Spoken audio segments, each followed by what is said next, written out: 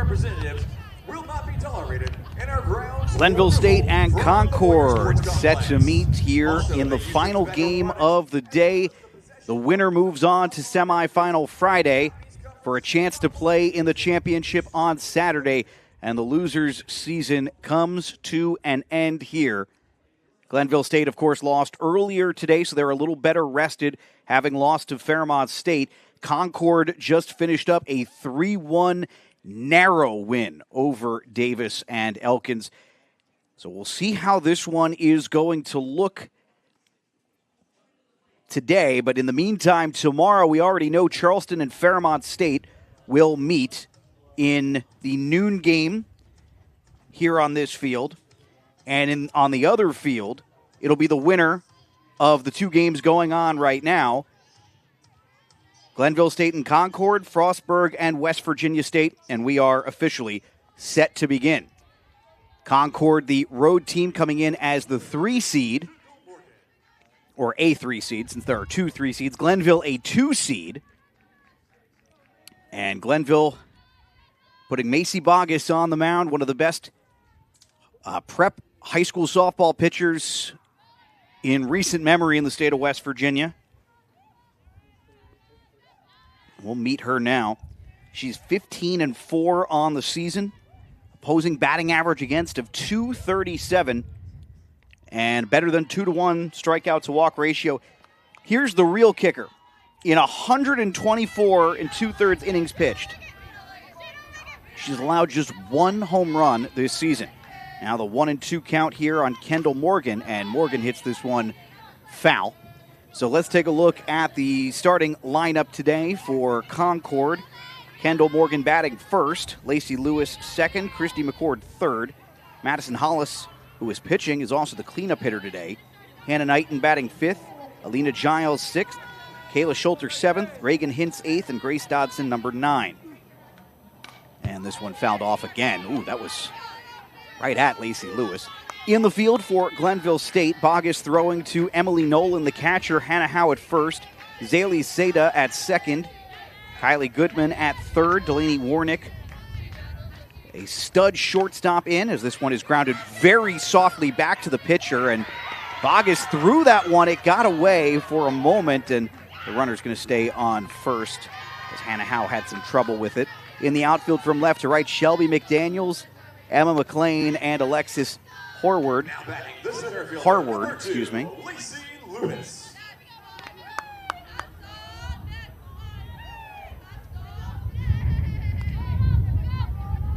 So that is going to go down as an infield single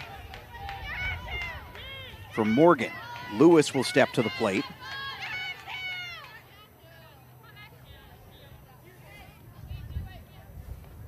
And the first pitch from Boggess misses for ball 1. MEC TV, MEC Sports Network, your home for all the softball action, as this next pitch is in there for a strike. 1-1. Glenville State with a bunch of all-conference players, Boggess and then pitcher Kylie Burdick, but also in the field, Zaylee Seda at second base, as this one is fouled off. And then on the second team, Emily Nolan, Kylie Goodman, and Shelby McDaniels all made the team as well. Concord's Kendall Morgan and Lacey Lewis both made the second team.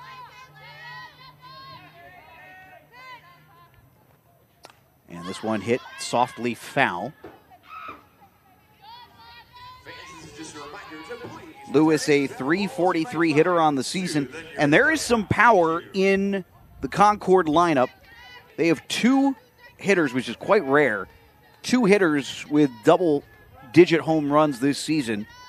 10 home runs for Lewis as she hits this one straight back to Boggess. Her throw down to second was in time for the first out. The throw back to first, though, not in time. So fielder's choice there, and Lewis gets safely to first. Stepping up for Concord, the third baseman, number 4, Christy McCord. Christy McCord, the third baseman, will step in. As I was noting, though, 11 home runs for Madison Hollis and 10 for Lacey Lewis. And even then, Alina Giles with 6 of her own as well. These guys can hit. This one to second base. Seda with the flip, and it was bobbled at short. And then coming off the bag, gets back in time. A little bit of a back-to-back mistake there. The flip didn't go, and then Lewis nearly overran and had to get back and was fortunate not to be tagged out. A rare mistake as the shortstop, Warnick, just kind of bobbled it. Boy, that was so close to being a base-running mistake, though. So first error of the day already, and kind of a sloppy start for Glenville. One out here. This one hit down the line and foul. Inches to the right.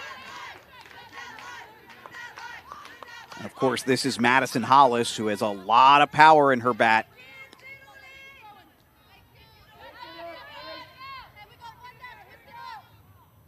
Hollis, a .289 hitter this season. Coming to Concord from McMinnville, Tennessee. And she's looking at that one. 1-1 the count.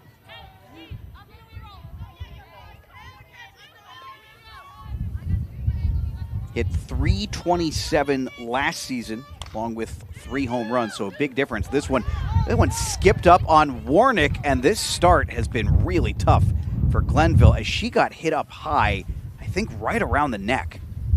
And now they're going to go talk with her to make sure she's okay. But this has been a difficult start. Ball just taking the weirdest of hops.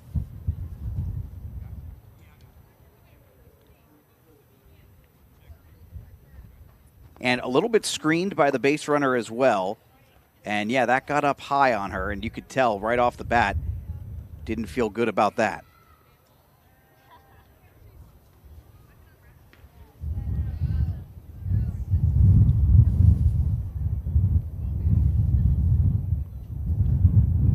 We'll see how that one gets ruled, but still.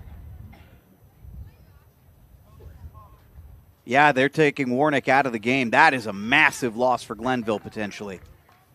Oh, wait, no. Looked like she was heading off. Instead, she's going into the mound to talk things over with Sarah Schoon and her team, who showing a little fatigue early on here, but looks like Warnick might actually stay in. Yeah, she is staying in. All right. Give this another try here. 1 out, bases loaded now, and that should go down. So that's error number 2, I believe, already this inning for Glenville. And it's come from the most unlikely of places, Delaney Warnick. Now batting, the right fielder, number 3, Hannah. But hopefully she is okay. She is, again, staying in the game. 1 out, bases loaded. So Macy Bogus will have some work to do here. Infield is in. Looks like they're going to maybe consider play at home if they can keep this on the ground. Would certainly make sense. Very hard to flip the double play in softball, as we have seen. First pitch was in there for a strike, so 0-1. This is Knighton, Hannah Knighton, the right fielder, and she's looking at that one for a ball.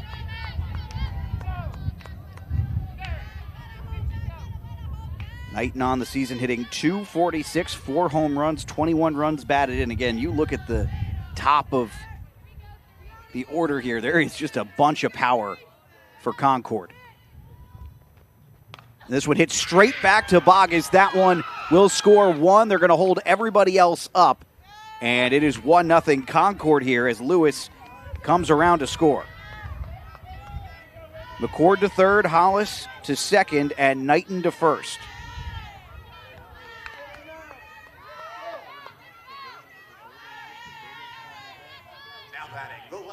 Number 5, Alina Giles. Alina Giles will step in.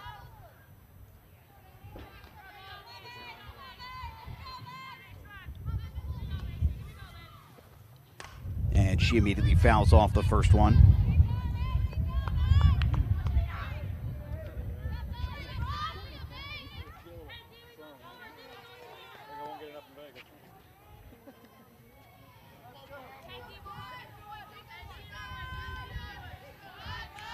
The 0-1 here from Bogus, already bases loaded for her. Alex Wiederspiel here with you on the MEC Sports Network. We'll Hard to believe we've reached our final game of the day. And it's turned into a gorgeous one. Sun is shining here. Temperatures in the mid-60s. Looked for a while like we could be dealing with overcast skies, maybe some rain, and didn't happen. Skies opened up in the good way, the best way possible. The sun emerged rather than rain. 2-1 count now for Bogus.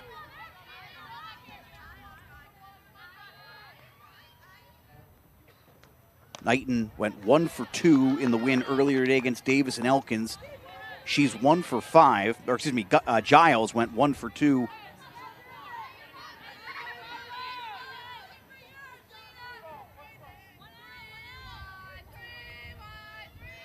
Giles 1 for 5 and grounds this one to second. The throw back home. And good scoop there by Emily Nolan on the throw from Seda. That's out number 2.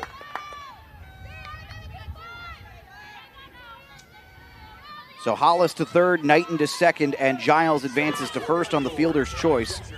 But Glenville State able to avoid giving up a run there. And now 1-0 here with Kayla Schulter coming to the plate. Schulter, a .254 hitter. This her 49th start of the season. Had a 4-game hitting streak broken up earlier today against Davis and Elkins. She's 1 for 3 in the tournament so far, and will take ball 1.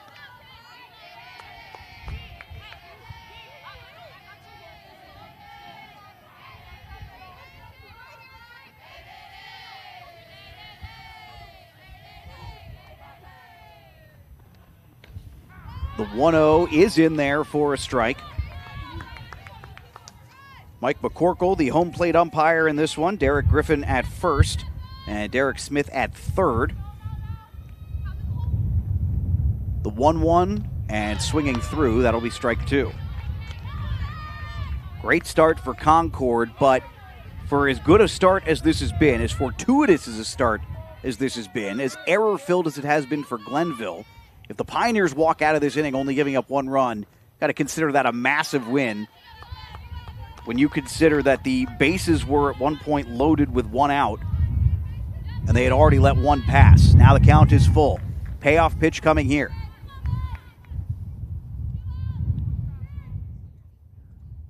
And she's going to walk. Okay, looks like the scoreboard was incorrect, so now it's 3-2.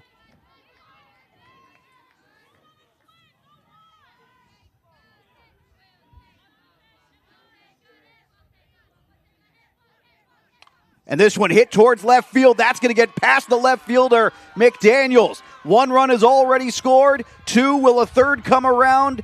It's a bases clearing double for Schulter.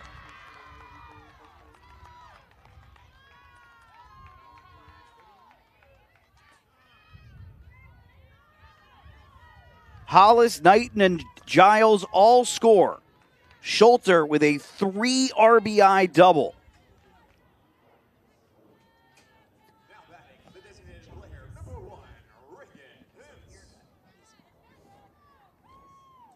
That one got all the way back to the wall, and all of a sudden it is 4-0 Concord here. So Reagan Hintz steps to the plate. And again, talked a little bit about what an outstanding season Macy Bogus has had. The junior off to a bit of a rough start here. Again, not getting a lot of help. It's sort of been a team issue, and some of these runs are going to wind up being unearned as a result. She pitched 2 innings against West Liberty.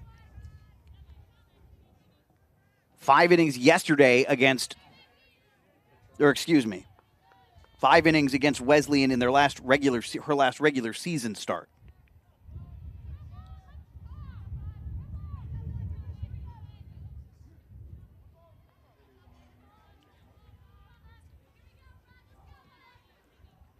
The 1-2 to Hintz fouls this one off again.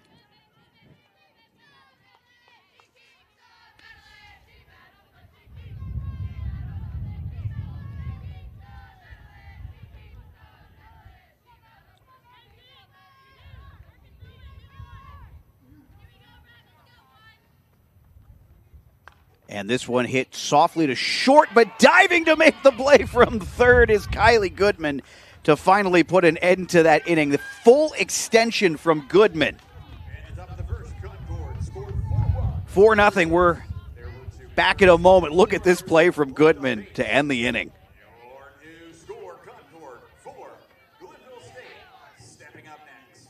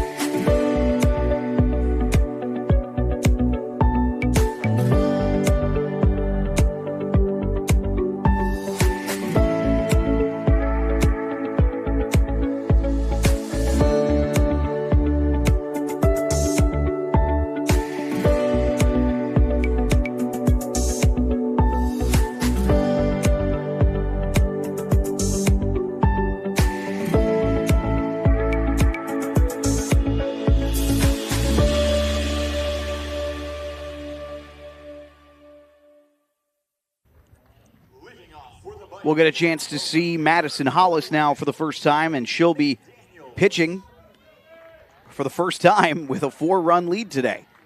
Concord opened up with 4 runs in that first inning, 3 hits, 2 errors from Glenville State.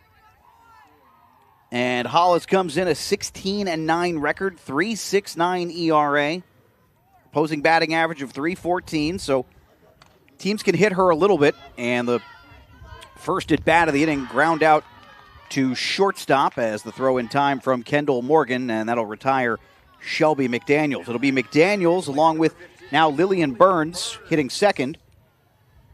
Delaney Warnick batting third. Emily Nolan in the cleanup spot. Kylie Goodman fifth. Zaylee Seda sixth. Hannah House seventh. Emma McLean eighth. And Alexis Howard number 9. And first pitch swinging this one, chopped towards second base. Took a little bit of a weird hop at the end, but it's a 1-pitch single for Burns. In the field, Hollis is throwing to the catcher, Kayla Schulter. Blake Jamerson at first, Grace Dodson at second, Christy McCord at third, Kendall Morgan at short, and then the outfield from left to right is Alina Giles, Lacey Lewis, and Hannah Knighton.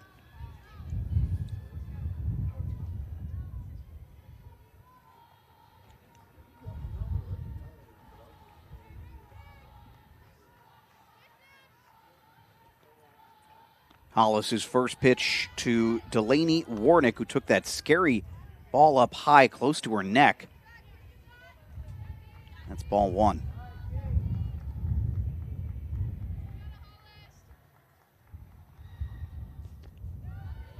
Next pitch misses again.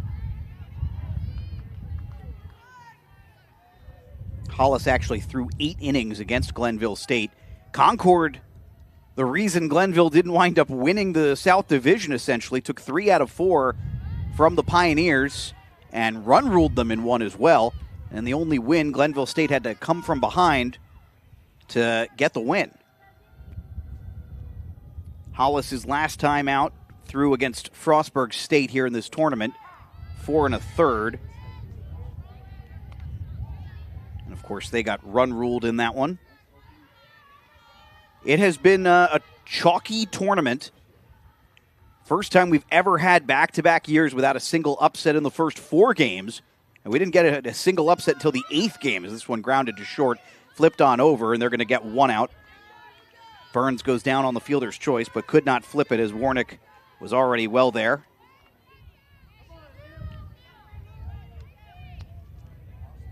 So The catcher, number 30, Emily Nolan to the plate for Glenville State now. Nolan hitting .353 this season. 3 home runs and 30 runs batted in. And she's looking at the first one.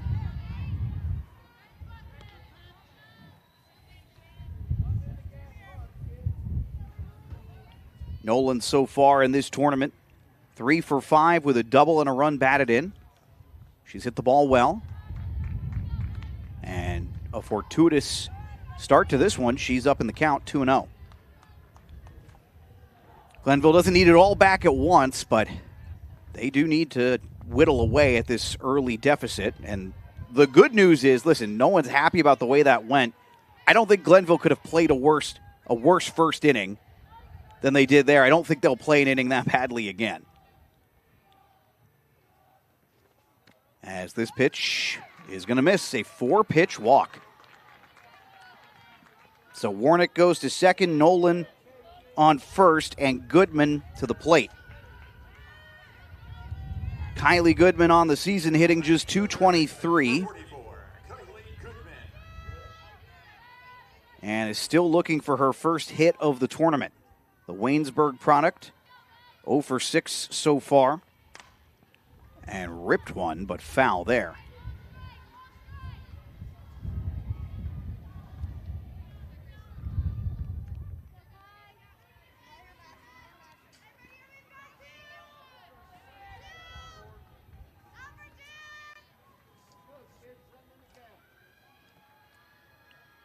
The 0-1 now from Hollis. It's a little high. 1-1.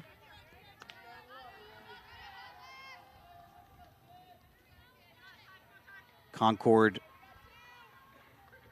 back again under the tutelage of Alyssa Tassler, who has been probably the best coach in program history.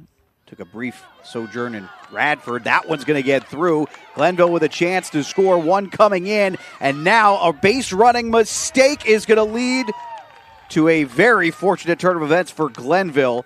Too large of a turn, nearly had a pickle on their hands. Gets back in safely to second. So Delaney Warnick scores. Nolan to second and Goodman to first. It is 4-1.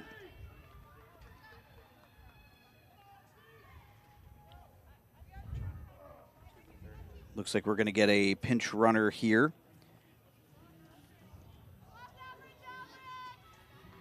Addie Hicks from Parsons, actually was a Tucker County product, is going to pinch run for Nolan at second base.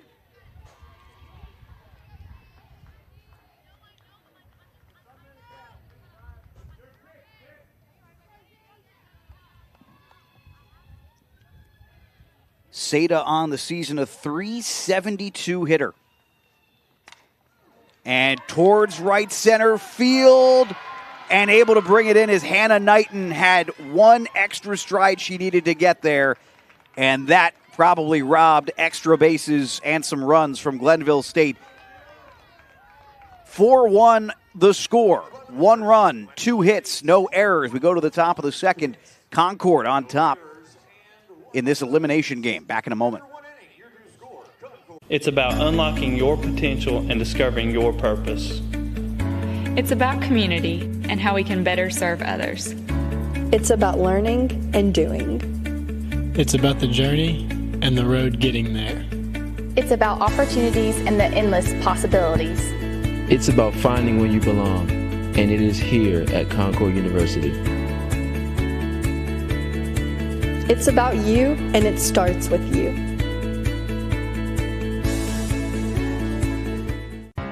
What's possible when you have the freedom to explore things that inspire you? To be a part of a community that supports and challenges you. Where can you go to find the space and time to reach your goals? Who can you become when you're able to make connections in a place where you belong? Find out what's possible at Frostburg State University.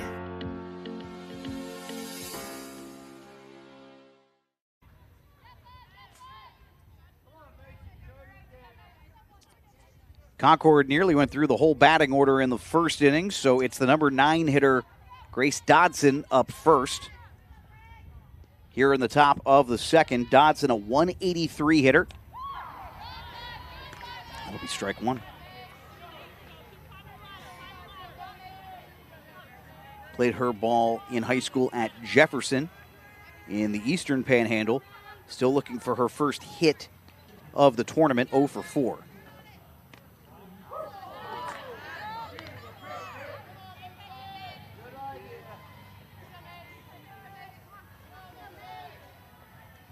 Glenville falling earlier today against Fairmont State put them in this game. And Concord, that narrow win, they were tied at 1 in the 6th inning against Davis and Elkins, and were able to pull away late in the bottom of the 6th, and then ultimately close things out in the 7th.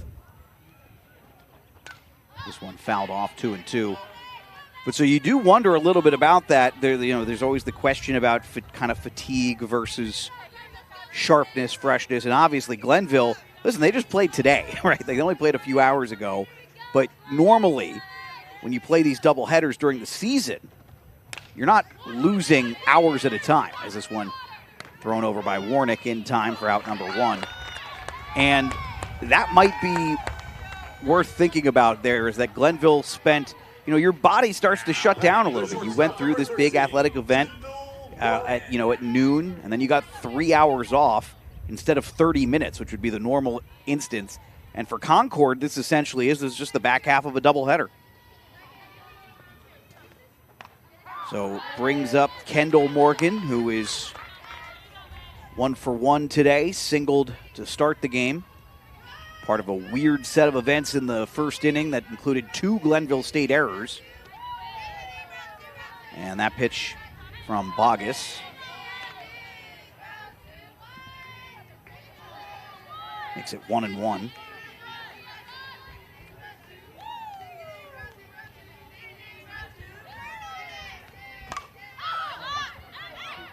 And this to deep center field and brought in by Emma McLean. So that is out number 2. Now batting for Concord, center fielder number 2, Lacey Lewis. Lacey Lewis will come on. She reached on a fielder's choice back in the first inning, one of 4 players to score in that first inning for Concord. Mountain Lions, again, mentioned it, they had a real strong run against Glenville, but they hit some tough stretches as well. Had a 6-game losing streak where just not a lot went their way. This one hit to left center field. That one is way back and hits the wall. This is going to be extra bases, and in with a stand-up double is Lacey Lewis. Boy, that was not far from being a home run. The third baseman, number 4, Christy McCord. Christy McCord comes to the plate now. McCord reached on an error in the first inning.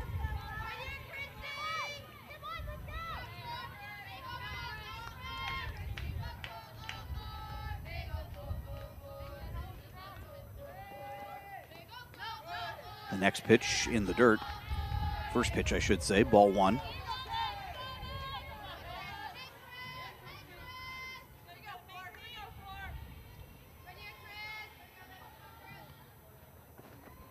This one hit right back to Bogus. She has to double clutch, but the throw on over to first is in time, so that 2-out double was pretty, but it will not matter, as Glenville able to get out of that inning without any runs allowed. 1 hit, no errors. It is 4-1 as we head to the bottom of the second here in Salem. Being a champion takes more than skill, more than endless drills, more than using your head. Being a champion takes the heart to give it your all, the agility to thrive from any angle, and the relentless drive to be the best. Welcome to Division II, where the pursuit is yours to create, and the question isn't, can you do it? It's, will you? You have dreams. A better life, a better job, a better you. So where do you start to build the skills necessary to get there?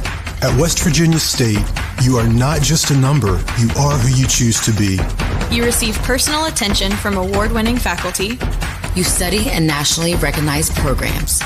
You learn the skills that will get you the job you know you can have. No matter where you want to go or what you want to do, it starts at State. Hal McLean and Howard do up. Hal, just as we got back, fouled one off for strike 1. So 0-1 for Hannah Howe. Hollis looking for a little bit better of an inning in this one.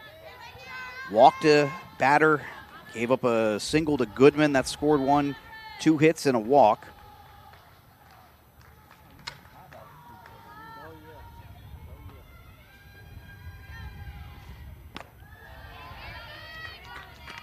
Now 2-1 for Hannah Howe. The junior from Las Vegas. Howe is also looking for her first hit in the tournament, 0 for 6. Skies one into left field. There is absolutely no wind to speak of, and Giles is there to make the play.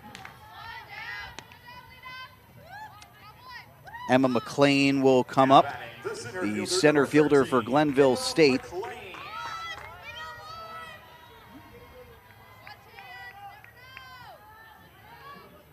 McLean hitting .316 on the season and is 2 for 6 in the tournament with a run scored and a triple.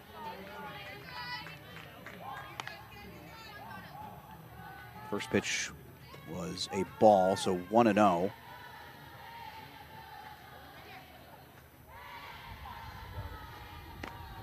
Next pitch is just outside for ball 2. So Hollis falls behind, 2-0 here. And Glenville looking for a little life. Now ahead 3-0 in the count is McLean. See what Sarah Schoon decides here for her Pioneers, whether or not she's got the green light, and she does not. 3-1.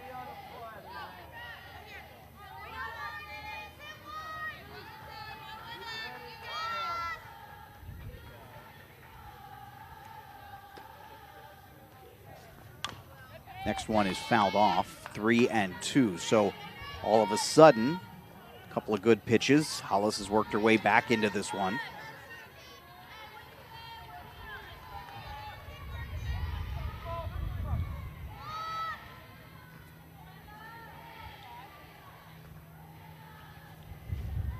Full count, and that one fouled off.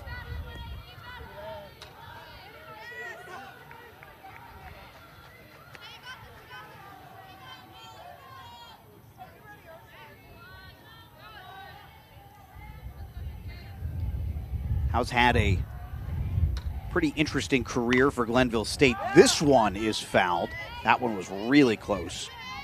That thing was probably fair up until maybe a foot at most before the third base line, but she has started all but 9 games in her career. 47 as a freshman, 34 last year, 54 this year.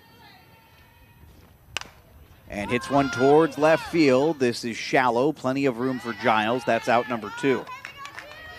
So Giles has been busy. Now batting the right fielder, number 6, Alexis Hartward.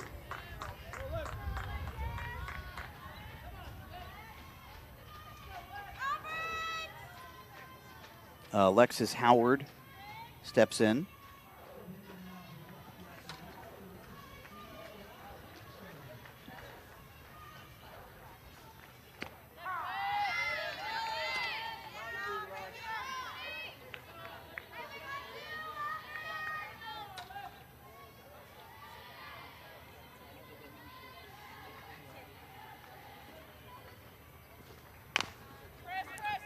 This one sent to third. The throw across. No, it's foul.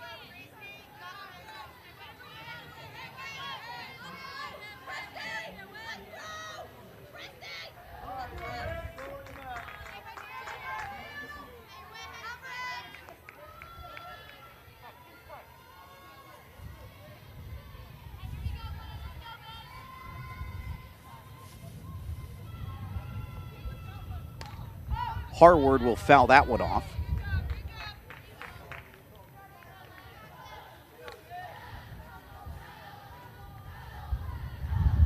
Two outs here for Glenville, 0-2 the count. And Hollis seemingly in control now. She had fallen behind 3-0 to McLean, and it looked like things were about to get interesting for Glenville. But now she's in complete control. That waste pitch didn't miss by much, though, 1-2.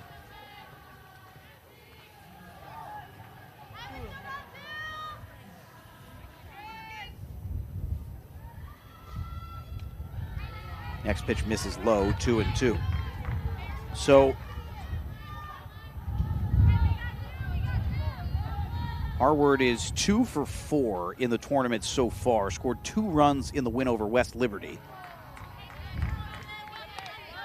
A 6-2 win for Glenville. As I mentioned earlier, that was the only game not a run rule on day one. And this ripped down the third baseline foul. So count full, 2 outs. A couple of good at-bats in a row here, though. They forced Hollis to go deep here. Harward, the number 9 hitter, the least you can do, right, is try to get your teammates in the dugout some additional information. And she's going to get a piece of this one opposite way. That will land in front of the right fielder. So a single for Harward. That is a terrific at-bat. And gets Glenville back to the top of the order with Shelby McDaniels. McDaniels 0 for 1, grounded out in the previous inning. But Glenville, this is a team that can really hit the ball when they get going. And there's a pretty good argument to make that they just haven't found their stride in this tournament yet. But the Buckhannon Upshur product here, 2 for 7, now 2 for 8 in this tournament. They could use something from her here. She's on an 8-game hitting streak.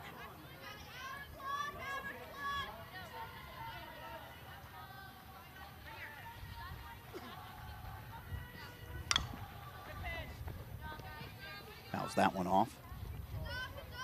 But really wild. So for Glenville State, they've played 53 games. If I have this right, she has a hit in 41 of those 53 games. Just not a player that typically gets held off the board, and she has 5 straight games with a single hit, 8 consecutive games with a hit overall, and fouls this one off 1-2.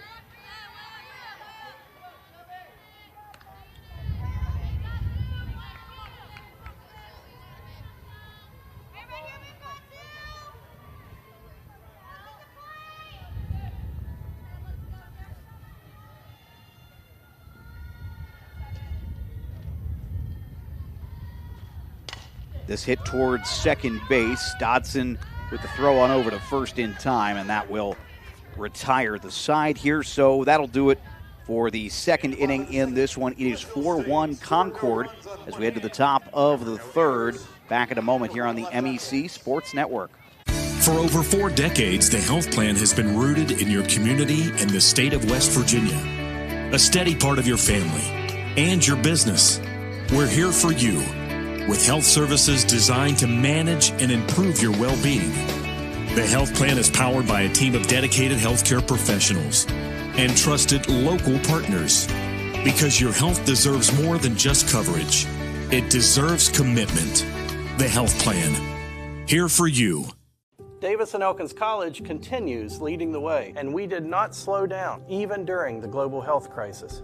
We have secured private donations and grant funding to support our growing, successful, and now accelerated nursing programs. Davis and Elkins nursing graduates have repeatedly posted 100% passing rates on nursing boards and are sought after by health organizations of all sizes, specialties, and locations.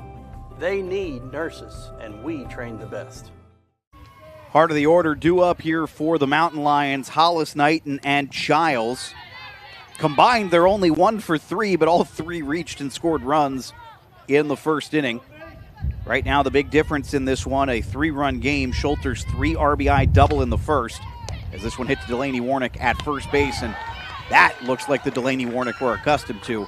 A routine play for out number 1. Warnick had a tough first, 2 errors, one of which hard to really blame her because of what happened, but it still did wind up resulting in an error, and it was all part of a tough inning in general for Glenville State. They have been sharper since then. Knighton 1 for 1 today, and first pitch from Bogus will miss, ball 1. So again, you don't have to get it all back. You just need to slowly whittle away. And looks like now we're going to have a conversation. One of the coaches chatting with the home plate umpire, Mike McCorkle.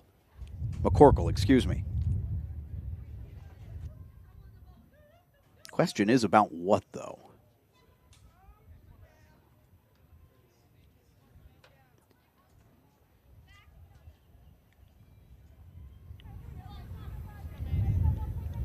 I believe that was Sarah Schoon who had something to say, but I am not sure what that was about. Nonetheless, counts 1-0, 1 out, nobody on. Swinging through, and that one off the glove of Seda.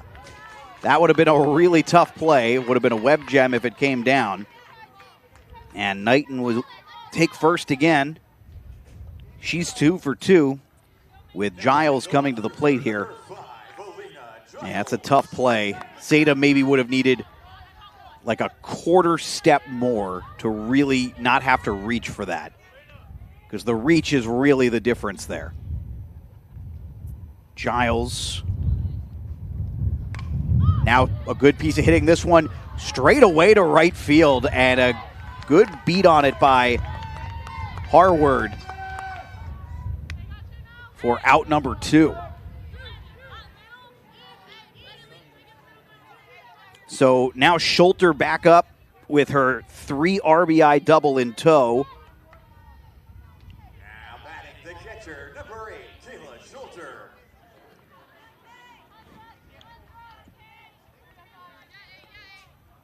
Schulter only had 11 runs batted in coming into this game. She was 1 for 3, and ball got loose, so the runner went. And Knighton is in safely at second. 1-0. But she was 1 for 3, a very quiet kind of stat line. And hit RBIs 12, 13, and 14 in the first inning.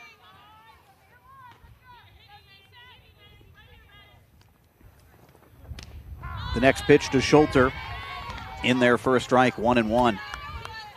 Feel like we probably haven't seen the best of Macy Bogus so far, but one thing we have seen in this tournament so far, some of the top pitchers, they might get a little more comfortable as these games go along, as this one grounded up the middle, and now they're going to send the runner home. Throw was close, but Knighton is in. How about Schulter?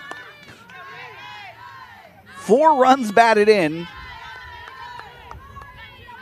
She had 11 all year coming into this game, 11 through 50-some-odd games. It is 5-1 now.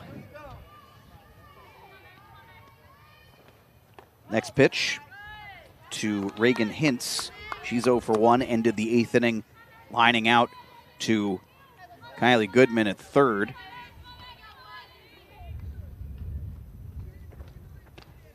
Next pitch on the 1-0 is in there for a strike, 1-1. As I was saying, though, and obviously, again, I'm just the kiss of death these days, the old broadcaster's jinx. But point being that we have seen some of the best pitchers get better as games have gone along, get hit early and find themselves playing better as it goes along. The throw from Goodman over to third. Nice scoop there from Hannah Howe, and that will take us to the bottom of the 3rd inning. 1 run does cross, though. 1 run, 2 hits, no errors, and it is 5-1. Concord on top of Glenville in this elimination game to decide who's moving on to semifinal Friday. Back in a moment on the MEC Sports Network.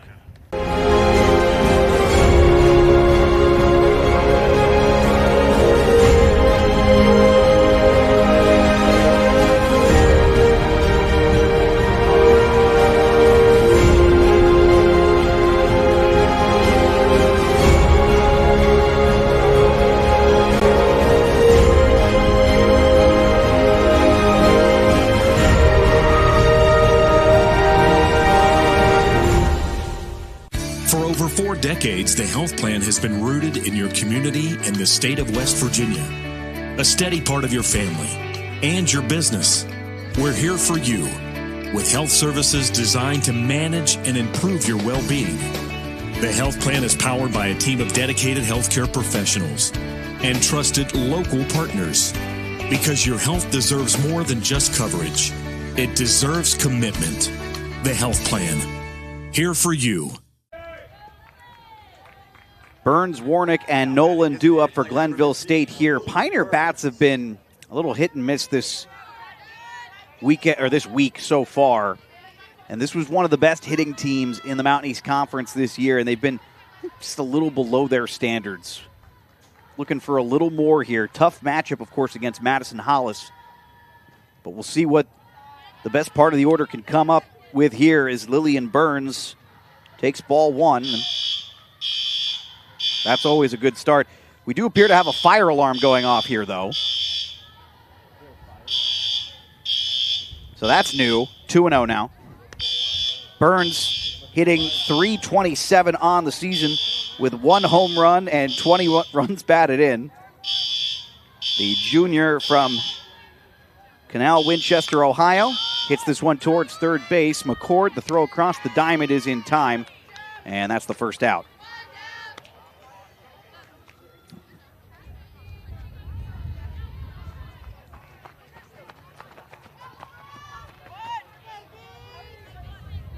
All right, sounds like we don't have to evacuate, so it's the good news for everyone.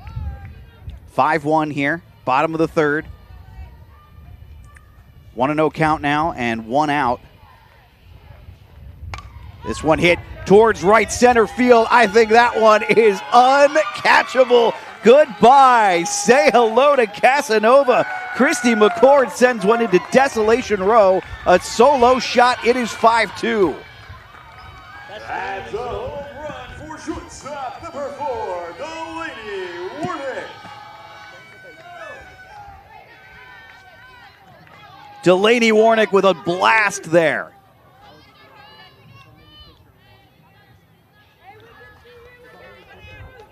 Hits this one essentially as deep as it can be. You can still see the ball out there, by the way. It landed pretty close to the slow pitch softball wall. That's about 300 feet. It's actually a little more than 300 feet. So Burns went out early, and we said, hey, they need to get their bats going. Delaney Warnick hits her 12th of the year.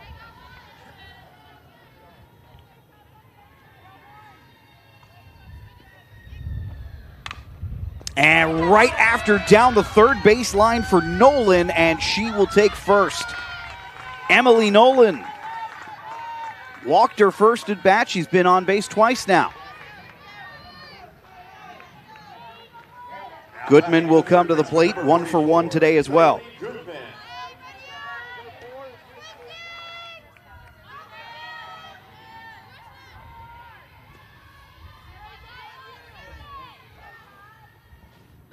Squaring around to bunt, and that one clean. I thought it might have hit her for a second there, and it is safe. Trying to go and cover first was Grace Dodson, and she beats out the throw. So that winds up being a heck of a bunt for Goodman. And Nolan takes second as a result. I mean, I don't know that there's anything I can say she did wrong there. The transfer from glove to hand was smooth.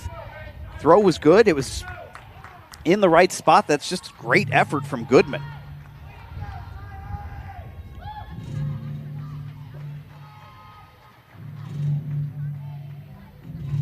Now, it looks like Concord wants to have a conversation. This is a team meeting at the mound. Zales Seda coming up.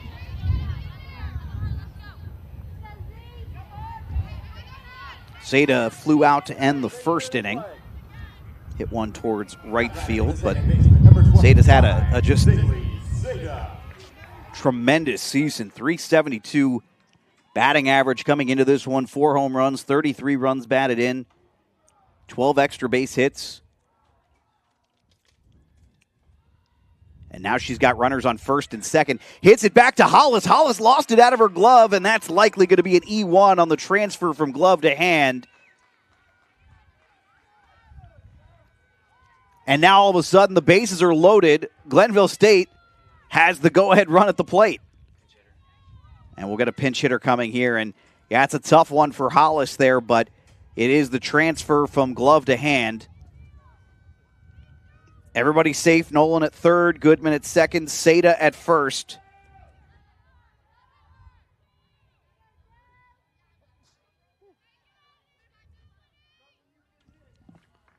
And coming in now for Hannah Howe, Andy Jo Howard steps in. And we're going to get a pinch runner as well. So dueling substitutions. Seda comes off. And Macy Duval will pinch run. The freshman from Noblesville, Indiana, checks in. Andy Jo Howard, 276 hitter on the year. Appeared in 44, now 45 games and started 24 of them. Also pitches as well. Howard is not recorded an official at bat, though she did score a run against Fairmont State in the loss. She is not recorded an official at bat. Now 1-0, bases juiced, and 1 out. And she'll take ball 2. That one a little high from Hollis. This has been the field of offensive slugfests today. The other field has been the pitching duel field. Not sure what the score is in the other game. We'll check on that in just a moment, but that's another ball, 2-0. And it is 2-2 over there right now in the third inning. Frostburg State and West Virginia State. Winner of that game faces winner of this game tomorrow. And how about that? Hollis walks Howard. She still hasn't recorded an at-bat in the tournament, but she does have an RBI now. And all of a sudden, it is 5-3.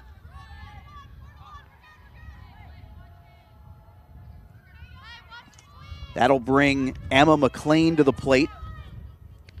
The center fielder, McLean, getting a quick extra word from Sarah Schoon.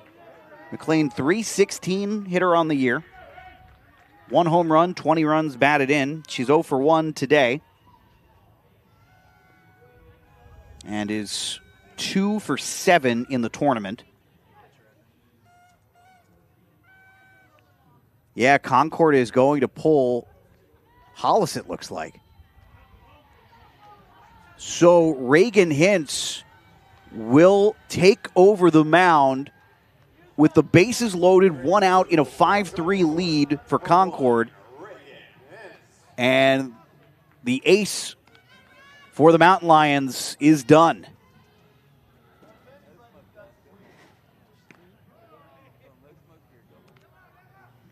They're going to move, it looks like they're going to move Hollis to first. She is a tremendous hitter, of course.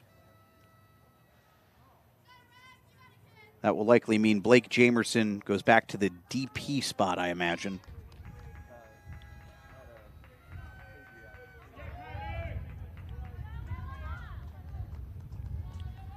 Well, we'll meet your new pitcher here in just a moment. This is a big spot for Reagan Hintz to come in. The sophomore who is from Virginia. I did not double check this before, but I believe Concord has the single largest number of Virginians on the roster, which is probably a safe assumption to begin with.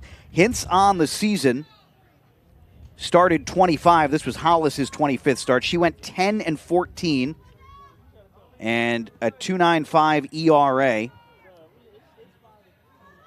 Struck out 153. And worth noting, keeping an update on the previous situation with the fire alarm. The firefighters are now here. So the fire brigade has arrived. And we'll continue playing one way or another, I think. 5-3 here. This is a massive at-bat for McLean. I thought the last game had everything. I didn't know we were also going to have a fire in this one. We did not, to be clear, have a fire. I think it was just a faulty alarm going off. But, yeah, the firefighters are here. So 0-1 the count. Bases are juiced. Run was just walked in by Hollis.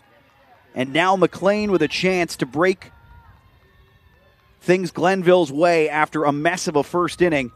Next pitch misses for Hintz. So 1-1.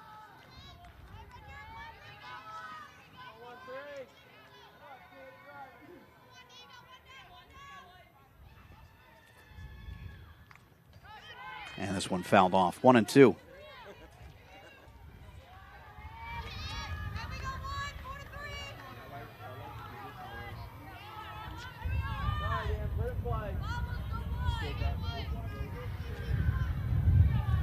McLean tripled in the opening game against West Liberty.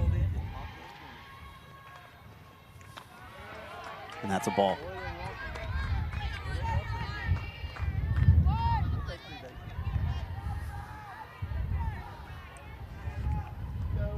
Counts even at 2 here. Infield is in, likely because they want to make a play at home if it's a ground ball, but it's through the hole between short and third. Glenville will score 1. They're going to try and push the issue for 2. We are tied at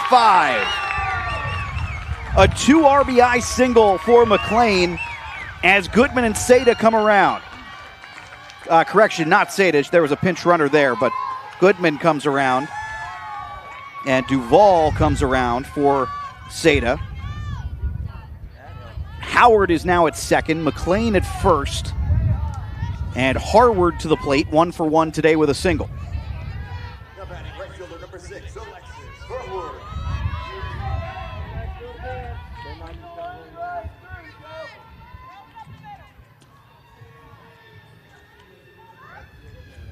And Harward looking at the first one. She's a 300 hitter this season.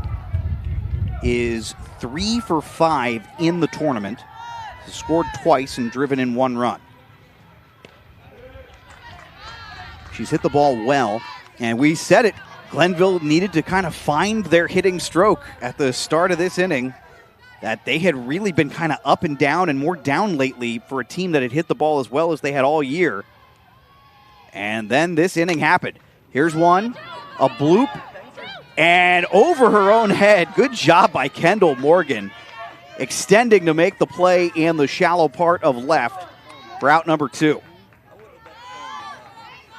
That one looked a little dangerous there.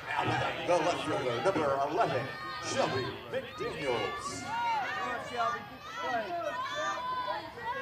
So Shelby McDaniels to the plate now, the 9th hitter for Glenville. She is 0 for 2. And squares to bunt with 2 outs. The throw on down to first, and the first baseman's off the bag. Technically, it was the second baseman, Dodson. Everybody's safe. The throw just a little high. They are going to rule that an error. Second now for Concord.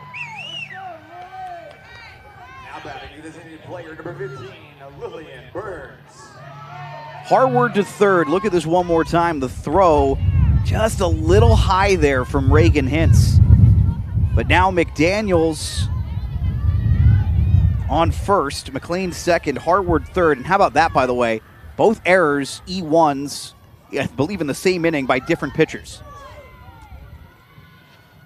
Bases loaded, this one hit to third. That one took a bounce off the glove. 1 run will score, rounding and trying to go home. And then the ball is dropped on the ground, collision at the plate. No, they're going to say she is out. And now an argument between Schoon and the umpire, but Glenville did get 1 across. So the Pioneers lead 6-5. The umpires are talking things over.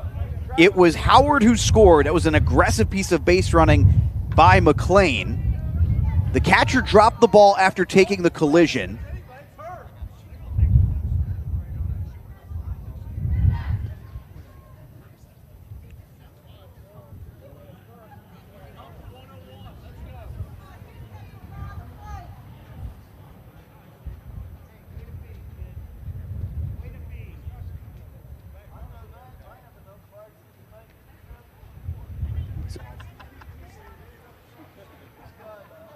So they are still talking this one over. Mike McCorkle, Derek Griffin, and Derek Smith.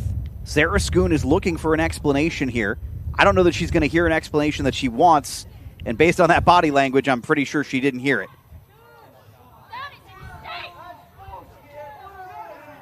We'll see this again one more time. So this is an unbelievable. Well, actually, that's the bunt from previously. We'll see the play again here in just a moment. There's the play. So this is hit off the glove of the third baseman into the outfield. Good recovery by the shortstop, and I think the runner is expecting that ball's going into the outfield. She tries to dive in and breaks up the play, steps on the plate, and they rule her as out. So all said and done, that's going to wind up being a 6-2. Yeah, Sarah Schoon is furious about this and pleading her case, more like arguing her case, but it is 6-5 Glenville, and they did wind up putting a 5 spot on the board to take the lead.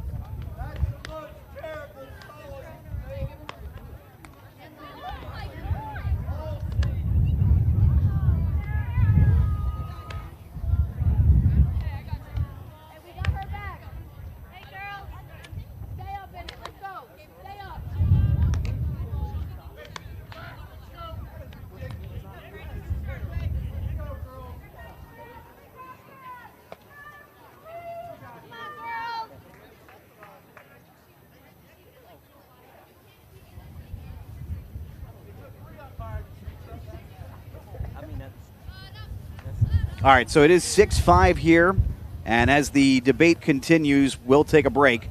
Back in a moment here, it's either the bottom of the third or the top of the fourth. We'll find out when we get back here on the MEC Sports Network. Tomorrow's innovators, teachers, caregivers, researchers, leaders, and creators all have one thing in common. They started out just like you. At West Liberty University, you are the focus. This is a place where you will gain the skills, knowledge, and confidence to change your life and the world around you. It all starts here, with you. Visit westliberty.edu to start your journey. It's all here at West Liberty University.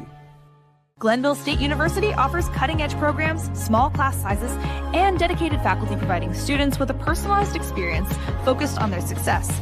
With the lowest tuition in the Mountain State, every student has the opportunity to achieve their goals. At Glenville State University, you'll find a community that supports, challenges, and inspires you every step of the way.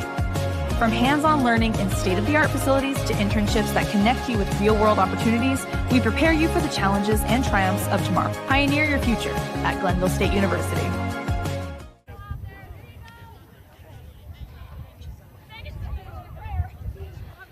So it is 6-5 right now as we head to the top of the fourth. There was a lengthy conversation about what just went down. Shelby McDaniels has moved to center field.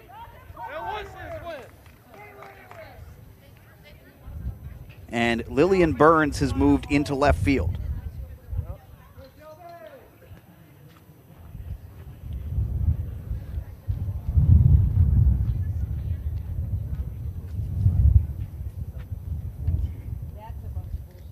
So this is the look. And that is McLean, and it looks like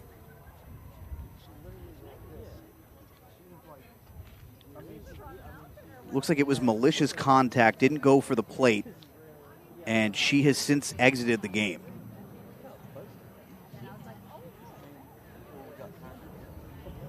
Alex Wiederspiel here with you on the MEC Sports Network, and nothing like a little drama to punctuate an elimination game.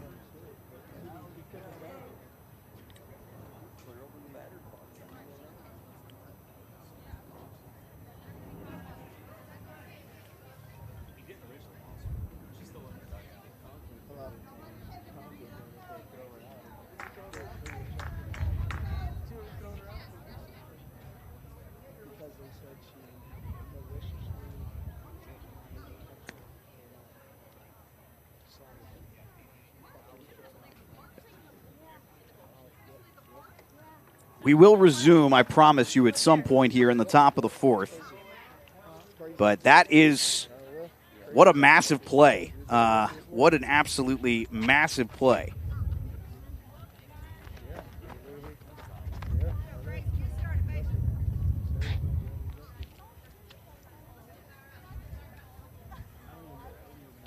That all started with a Lillian Burns ground ball.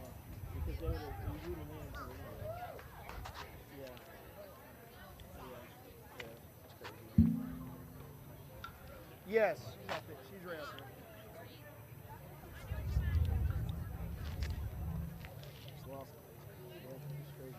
there. And this is a lengthy, lengthy delay here between the switches in the field and the conversation between the coach and the umpire. Schoon talking with McCorkle, the home plate umpire who made the call. Hey, let's go, Show Bay. And then looking at the actual play itself for malicious contact. A lot just went down here in the last 10 minutes.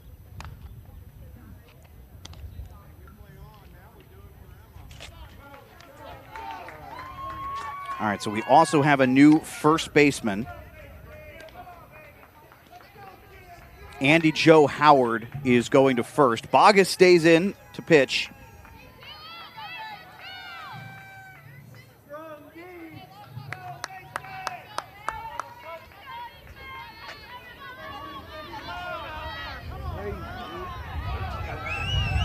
Hey, let's go. We're going to win either way. So Andy Joe Howard now in at first. Lillian Burns at left field and Shelby McDaniels into center field. Bogus' first pitch was a ball, and we'll see how she responds. She has not thrown for a while, 2-0. The early suggestion is some trouble here.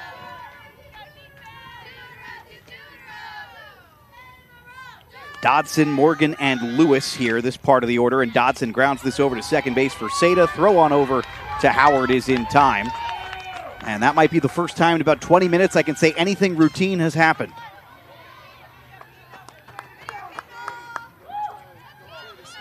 Kendall Morgan will come to the plate. 1 for 2 today. What a game. And we are not halfway through it. 6-5 here in the top of the fourth. First pitch is good from Bogus. In for a strike to Morgan. I made the joke in the previous game. Felt like we had everything that could happen except for a home run. The one thing I did not account for was a player getting ejected for malicious contact. So now, across these 3 games, we have seen a bevy of different possibilities today. 1-1. This one straight back to Boggs, off her glove. I think this is going to be an infield hit. Zeta makes the throw over to first, not in time. Good piece of hitting there from Morgan.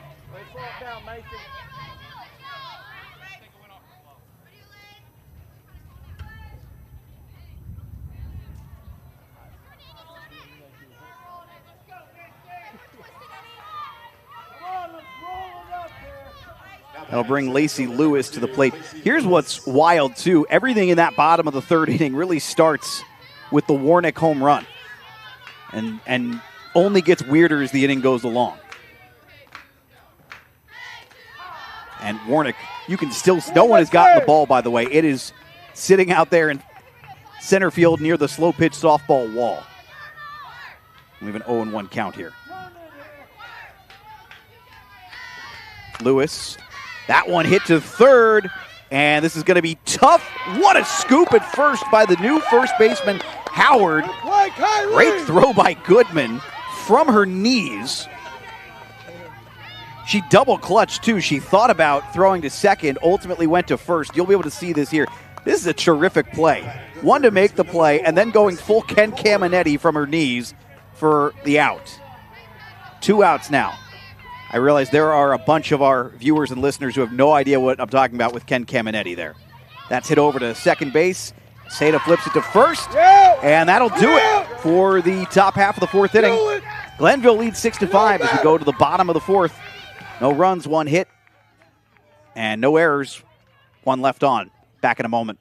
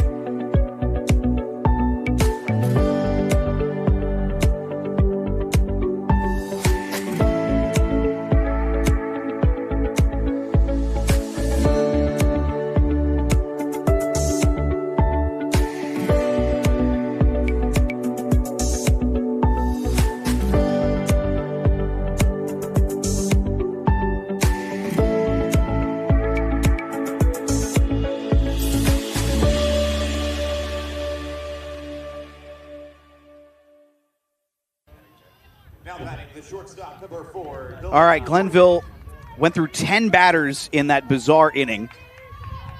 And Delaney Warnick back up after hitting a solo shot with one out.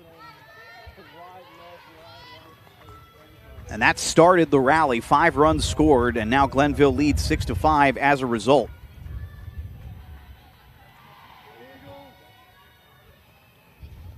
First pitch. Missed for a ball. Reagan Hintz still on the mound right now. Came in for Madison Hollis. And of course, there is nothing to save arms for right now. Just trying to win a game. Next pitch is going to miss as well. 2-0.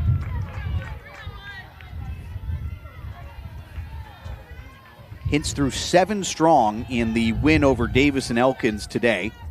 So they went back to the well here.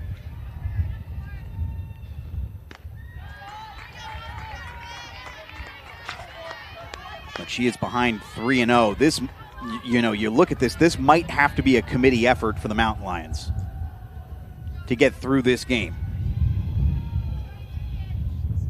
And the 3-0 to Warnick is in there, 3-1. Come on, D! Delaney Warnick now with 12 home runs this season. And pops one up to shallow right field. Charging in to make the play is Knighton for out number 1.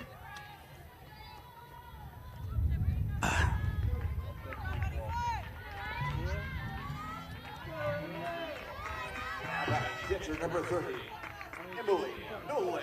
Emily Nolan steps in, 1 for 1 in this game. 353 hitter on the season.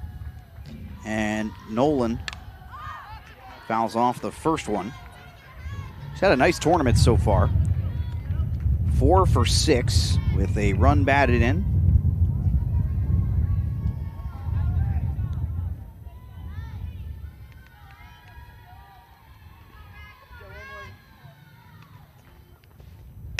And hits one opposite way into foul territory. No one's going to get there. We'll say this for Nolan, if she keeps hitting the ball this way, he's going to have a chance at that all-tournament team. 4 of 6 is good. 5 of 7 is better, though.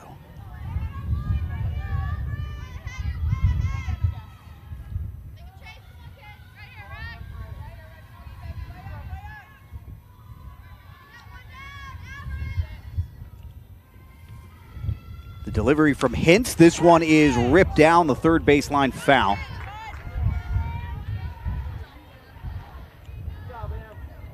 So really good at bat for Nolan. Still 0-2, but she's fouled off a bunch of these. Goodman's on deck. Part of a string of 5 consecutive players to score for Glenville State from the previous inning. And that pitch misses, ball 1.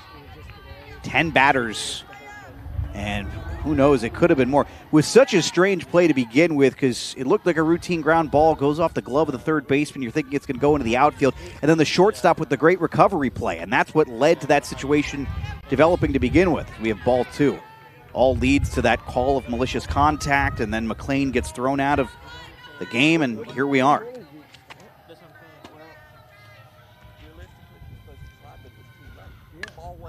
Hit on the hands and foul.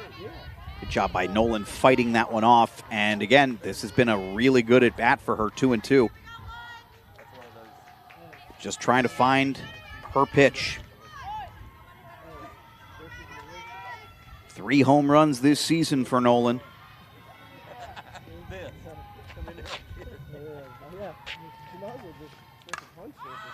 This one skied into foul territory. Coming to make the play, calling off the first baseman was Dodson, and that is out number 2.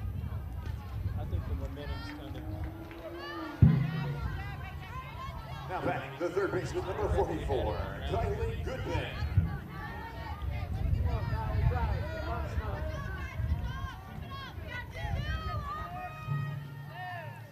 Checking in over on the other field, Concord up 3-2 now in the 5th inning. Excuse me, Frostburg up 3-2 in the fifth inning right now over West Virginia State. The two teams playing right now, playing for their tournament lives.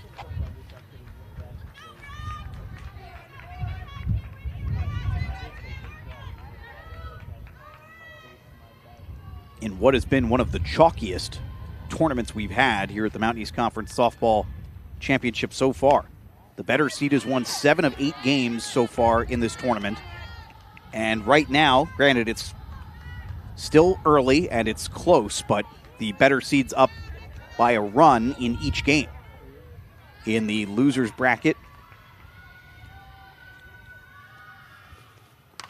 this one fouled off by Goodman. Kylie Goodman 1 for 2 today. 2 for 2 today, but scored a run back in the third inning. Singled in both at bats. Only hitting .223 coming into this one, but hitting the ball well. And this one a foul ball. The thing that's also interesting for Glenville, I mean, they really did labor this season against Concord, losing 3 of 4, needing extras to win the one that they got. And early on, it kind of looked like we were in for more of the same. But the Pioneers have battled back here.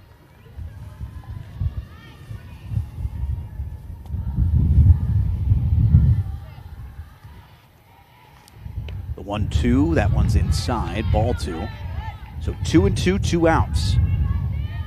Bases are empty here.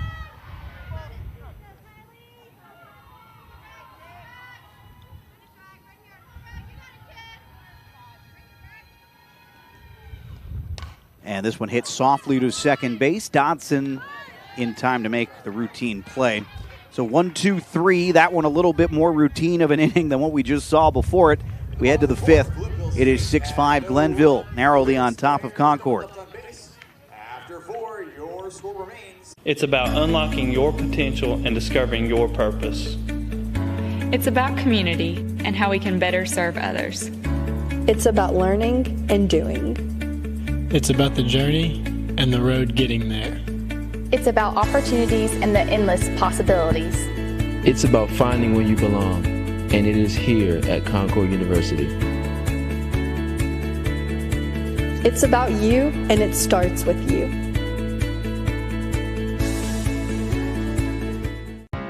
What's possible when you have the freedom to explore things that inspire you? To be a part of a community that supports and challenges you.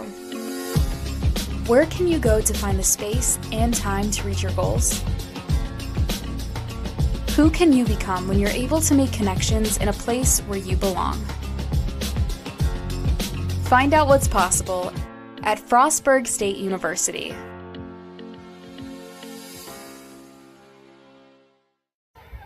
Middle of the order, due up. Hollis, Knighton, and Giles.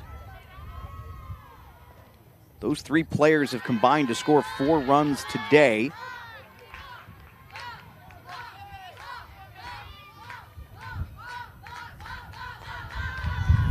Hollis, of course, a lot of power in her bat, and she is ahead in this count now, 2-0.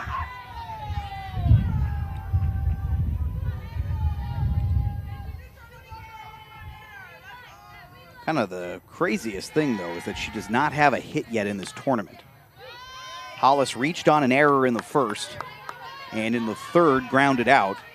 So, for one of the best hitters in the tournament, she is 0 for 8 with 1 run scored. Taking the 3-0 all the way, 3-1.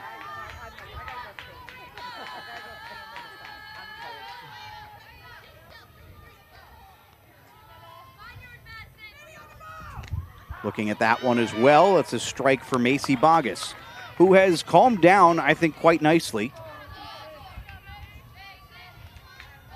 Trying to get her first back-to-back scoreless inning here for Glenville State. This one hit sharply to center, and that is a nice play from Shelby McDaniels, who adjusted very well there. She took that initial step forward. Hollis now 0 for 9 in the tournament.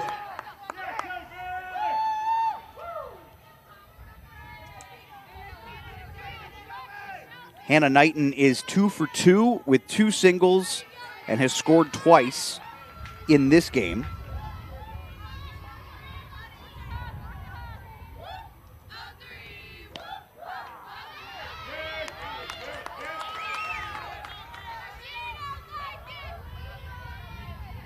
Knighton is 3 for 7 overall with 1 run scored. I'm sorry, 3 runs scored now. And hits this one towards center field. Camping under that to make the play is McDaniels for out number 2. She has been busy in this inning. Now it'll be Giles' turn. 0 for 2 today with a run scored. Alina Giles. And it's so strange for Concord because they felt like they were in command of this game. And Glenville had a disaster of a first. Concord had a disaster of a third. And Concord's disaster was bigger than Glenville's, and Glenville has really settled nicely since then. That was not a pitching thing. That was a team-wide one thing after another. But they have regained the lead as this one is chopped towards second base, and that one gets through. Seda got a piece of it, but not enough of it. See how they rule that on the board there.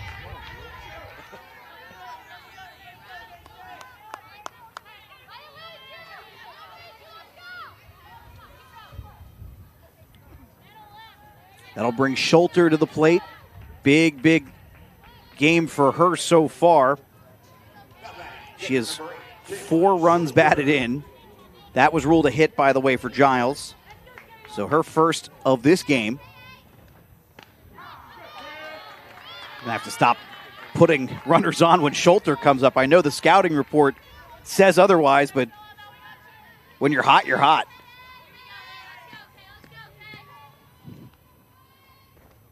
And Schulter hits one right back up the middle. Diving effort there from Delaney Warnick. But that ball's into the outfield. So Schulter, she doesn't get an RBI, but she is a perfect 3 for 3 now. And that'll bring Reagan Hintz up. Little 2-out rally here for Concord. Hintz is 0 for 2, and she has ended both the first and third inning. So looking for a little redemption here.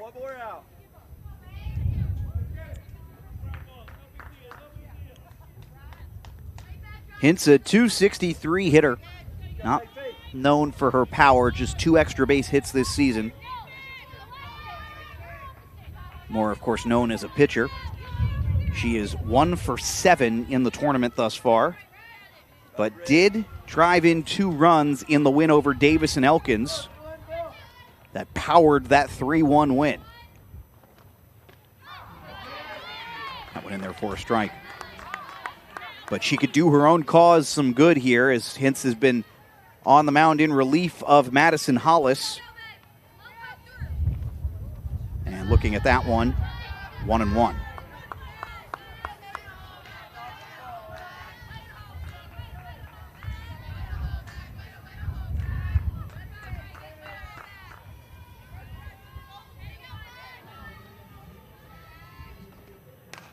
Going to be hit softly to second base.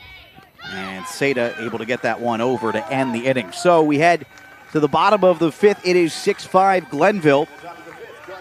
Back in a moment here on the MEC Sports Network.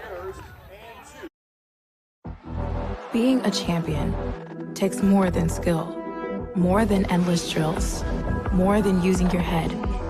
Being a champion takes the heart to give it your all, the agility to thrive from any angle, and the relentless drive to be the best. Welcome to Division 2, where the pursuit is yours to create, and the question isn't, can you do it? It's will you. You have dreams. A better life, a better job, a better you. So where do you start to build the skills necessary to get there? At West Virginia State, you are not just a number, you are who you choose to be. You receive personal attention from award-winning faculty. You study in nationally recognized programs. You learn the skills that will get you the job you know you can have. No matter where you want to go or what you want to do, it starts at State.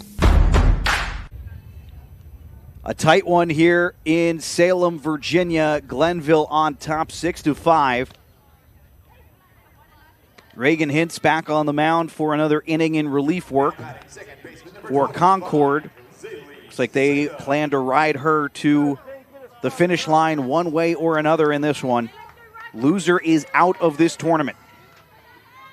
Glenville has taken the lead with a 5-run third inning. It's Seda, Howard, and McLean. No, excuse me, Seda, Howard, and I think it's Seda, Howard, and Howard.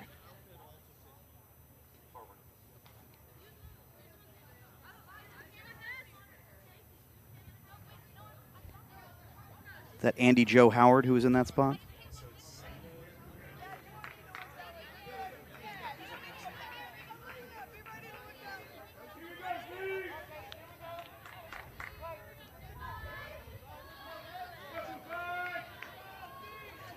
Apologies, folks. Seda, Howe, and Howard. Howard originally pinch hit once for Howe, and Howe re-entered. Again, this is why you should never use pen at these events. Seda up to the plate is 0 for 2 today, but did reach on an error in the third inning. And later would score as part of that 5-run Pioneer explosion.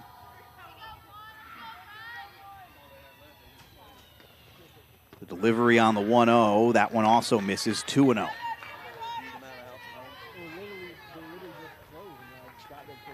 Now into the 6th inning over at the other field. Frostburg State is on top of West Virginia State in a tight one, 3-2. This is the definition of elimination baseball, and Seda with a good leadoff hit there.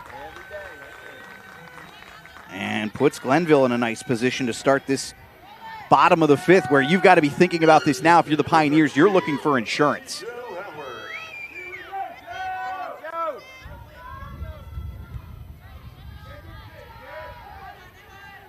So Andy Joe Howard comes to the plate.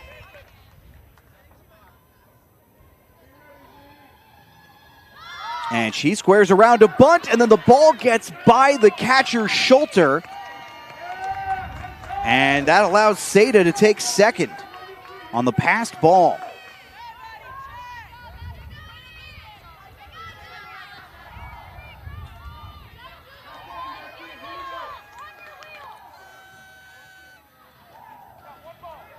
So it looks like they kept Howard in for Howe's spot.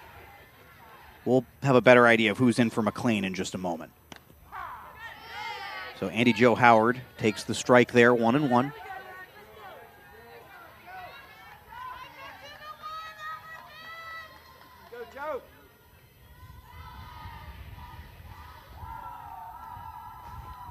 And hits this one down the third base line. That is fair. They are waving the runner around, and there's your insurance run. Big turnaround first and goes back. Seda has scored. Glenville leads 7-5.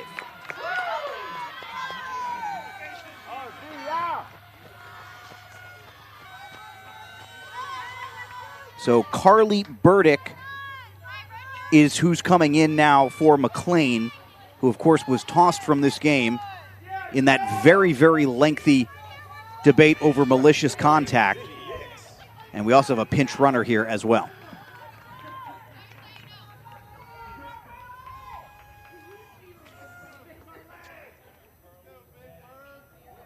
It's like Katie Hicks pinch running.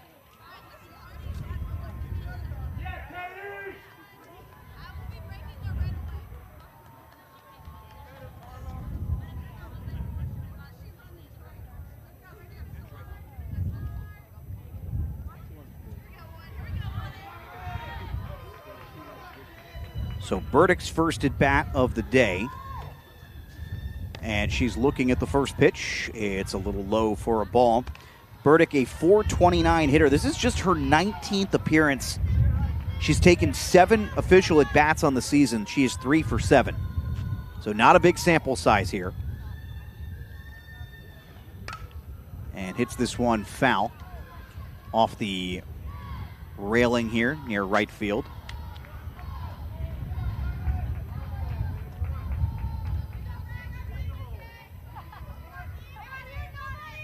Still nobody out. Seda had the leadoff hit.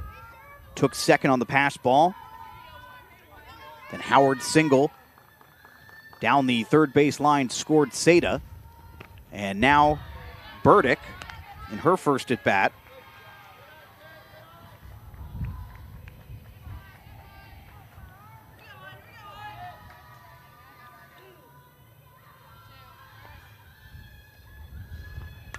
Hits this one weakly to first, and good play there by Hollis to make out number one and send Howard back to first. Alexis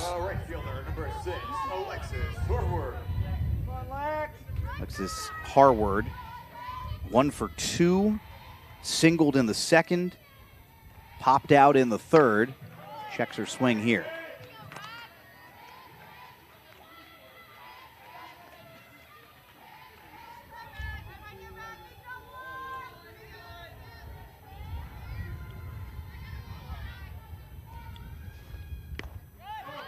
Going around on that pitch. That is strike two. Let's go, Six. Get it in there now. Yeah, I know. The 1-1, and this will be fouled. Harward, I like the effort there, the hustle. Again, there's no room at this point in this game, in this moment, for anything less when your season's at stake. 1-2, 1 out, 1 on. Bottom 5, 7-5. Glenville on top, coming from behind to do it. And the next pitch is high, 2-2.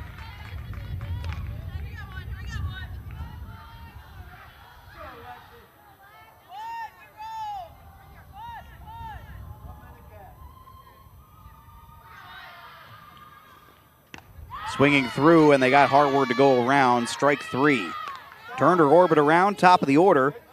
Turns its orbit around as Shelby McDaniels will come to the plate. 0 for 3 today, 2 groundouts, and reached on an error, which is pretty uncommon for McDaniels on the season. 327 hitter. Kind of feel like she might be due. The Buchanan buck, and hits one softly to second. And Grace Dodson disagrees that she was due. So that'll do it for the 5th inning. 7-5 here, top of the 6th. Critical half inning for Concord when we return here on the MEC Sports Network. For over 4 decades, the health plan has been rooted in your community and the state of West Virginia. A steady part of your family and your business. We're here for you, with health services designed to manage and improve your well-being. The health plan is powered by a team of dedicated healthcare professionals and trusted local partners, because your health deserves more than just coverage. It deserves commitment. The health plan, here for you. Davis and Elkins College continues leading the way, and we did not slow down, even during the global health crisis. We have secured private donations and grant funding to support our growing, successful, and now accelerated nursing programs. Davis and Elkins nursing graduates have repeatedly posted 100% passing rates on nursing boards and are sought after by health organizations of all sizes, specialties, and locations. They need nurses, and we train the best. Grace Dodson will lead off here. This is the 3rd time she has led off. 9-1-2 is the order for Concord. And these innings have not gone well for them. They've gotten 4 batters up each time. See if they can do a little better this time around. Dodson is 0 for 2, grounded out twice to lead off the 2nd and the 4th. She leads off the 6th here. 7-5 Glenville leads, and Macy Bogus. So this is sort of what we were talking about with Addison Mass earlier for UC, how she started off a little rough in both of her starts and settled in really, really nicely as that went on. Now look, I get that's a high bar. That's your Mountain East Conference Pitcher of the Year. But we have seen as these games go along, the better pitchers are getting more comfortable as the games progress rather than the hitters getting more comfortable with more information. So this one is grounded to short. Warnick's throw across. Nice move there from Hannah Howe, who just checked back in at first. That was slick. Wait, let's see. Thought they called her out. And she's staying on the bag. They're talking things over now. No, okay, they have ruled her out. Let's see this one again. This is an incredible stretch here from Howe. Yeah, I mean, that's... I'm not sure what the argument there is from the Concord coaching staff, but I guess that you try everything you can at this point when you're down to your final 5 outs of your season. There is no stone you leave unturned, but this was kind of my point about Bogus. So has not allowed a run since the 3rd inning. This one right back to her, and that's going to get past Warnick. Now that looked a little bit more like the 1st inning, where the ball was being sprayed around, and Delaney Warnick had a tough 1st inning with a couple of errors and looked like she might have been hurt. On this one, this is just a little bad luck and almost a little dangerous even. It takes a weird redirection, and then you see Warnick there trying to change directions abruptly and goes down, and that can certainly be dangerous in its own right. She seems okay. So Kendall Morgan's 3rd single of the day. She's now 3 for 4. She's done her part, and Lacey Lewis comes to the plate 1 for 3. She represents the tying run, though, for Concord. 1 out and 1 on. And the first pitch was a ball. Lewis, as I mentioned, 1 for 3 in this game, and hits this one right back. It's almost the same play, flip to second. The first one and the second one, no. Had they gotten it, would it have been a 1-6-4-3? No, I don't know if that's... It would have been a 1-6-4-3 thanks to the Bogus assist. Instead, it's just going to be a 1-6-4, it looks like. But Bogus is getting beaten around here a little bit. That one might have hit her wrist. And Delaney Warnick, though, was a really heads-up play.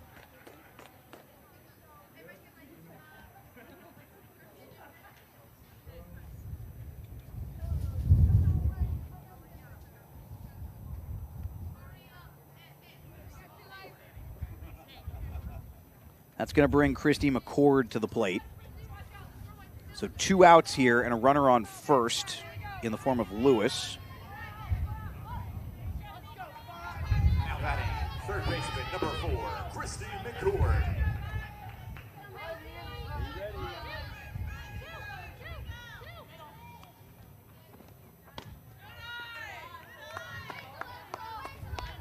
McCord took ball 1. She is 1 for 8 in the tournament so far. Batting in that 3 spot, Concord really needs a little more from McCord here. .259 hitter on the season. But these are the games where you need as much as you can get from your best players. 1-1. And took something off that one, but McCord wasn't biting, so 2-1.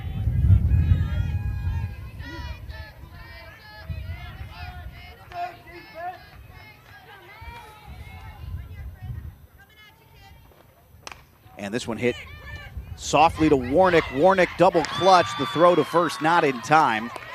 And that's going to go down as the 3rd error of the day on Delaney Warnick.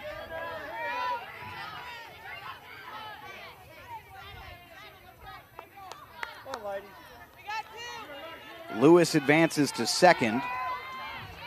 That is the 2nd time McCord has advanced on a Warnick error. Number 18, Madison Hollis.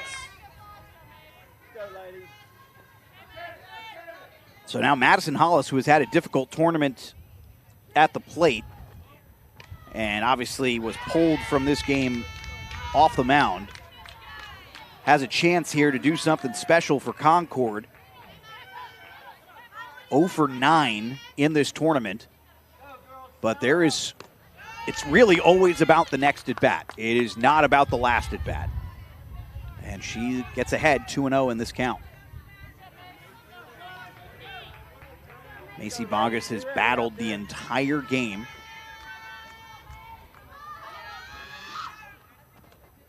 She's only allowed 3 earned runs. This hit hard to right field, but right at Harward, and that will retire the side. So Concord is down to 3 outs. Glenville looking for some insurance here as they lead 7-5. To the bottom of the 6th we go in this elimination game at the MEC Conference Championships in Salem, Virginia.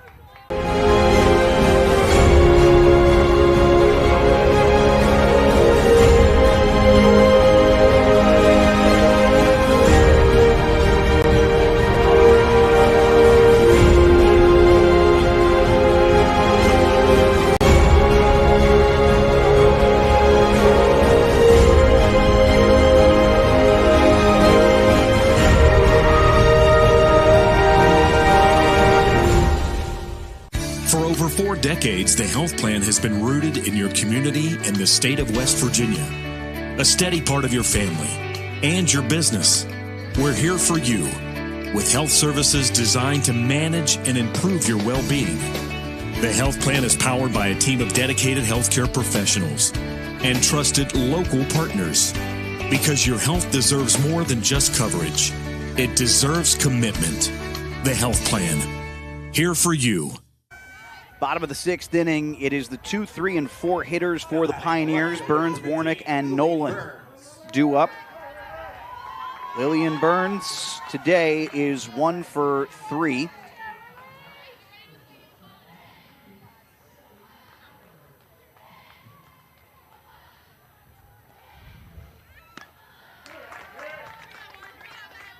Ball 1 on the first one.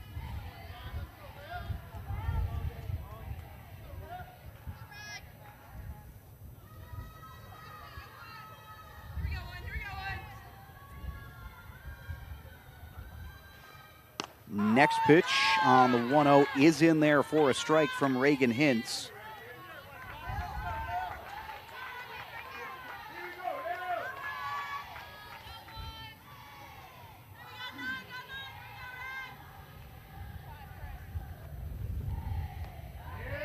One and one misses here for Hintz, so 2-1 now.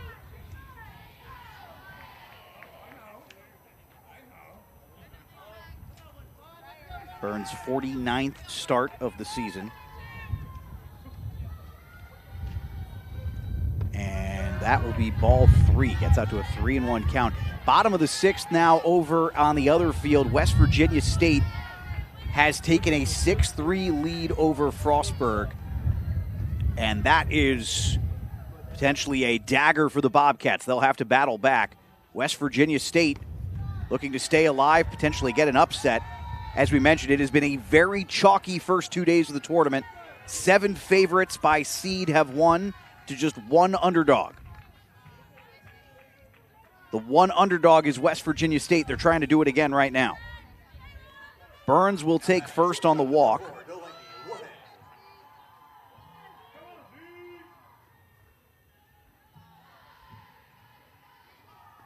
And Warnick to the plate now. Delaney Warnick 1 for 3 today with, of course, a solo shot home run that got things started in the 3rd inning. 10 players batted in that inning, and she's also scored a run back in the 1st. 3 errors for Warnick today, but her efforts at the plate might wind up being a massive difference in this game.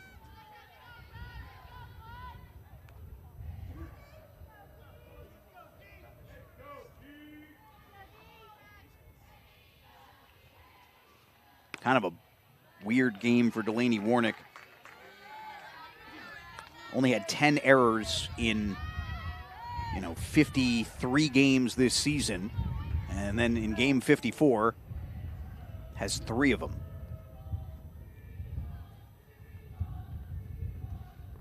The 3-0, and she's looking all the way there.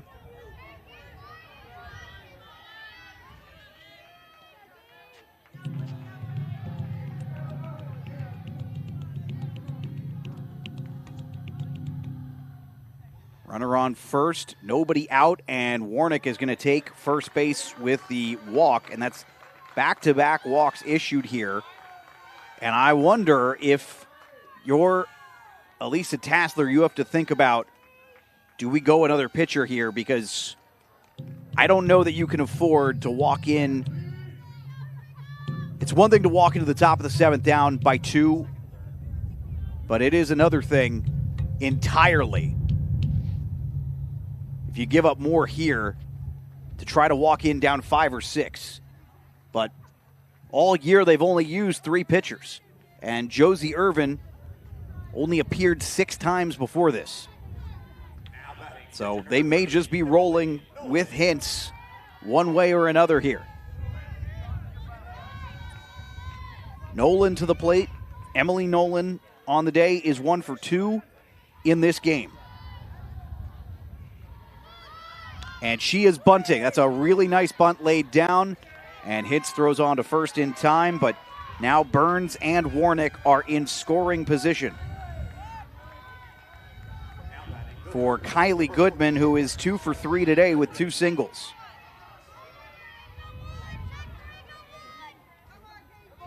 With 1 out, you can afford to put a ball in the outfield and bring 1 run home. A single likely scores both.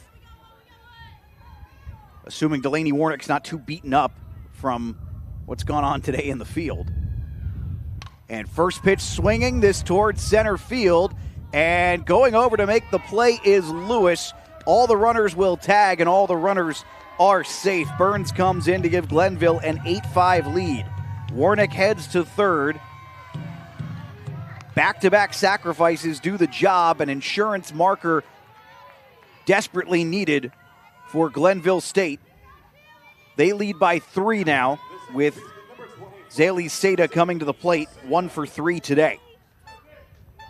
Now anything after this, I'm not going to say you don't need it, but you have done your job by and large. You have given your pitcher the type of support she needs to get this done as Seda looks at strike 1. And I'm sure if you're Macy Bogus, you're thinking, why not 1 more?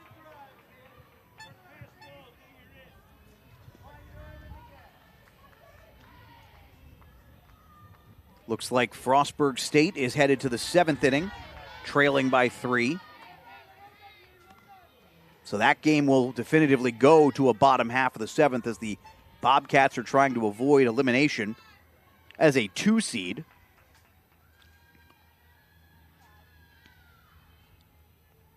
Here's the delivery, and that's a ball. Count now at 2-1. 2 outs here, so no sacrifice opportunity, but a hit for Seda will definitively score Warnick at third. And Seda's looking at that one too, 3-1. Hintz laboring a little bit. She has thrown a lot of innings here this week so far.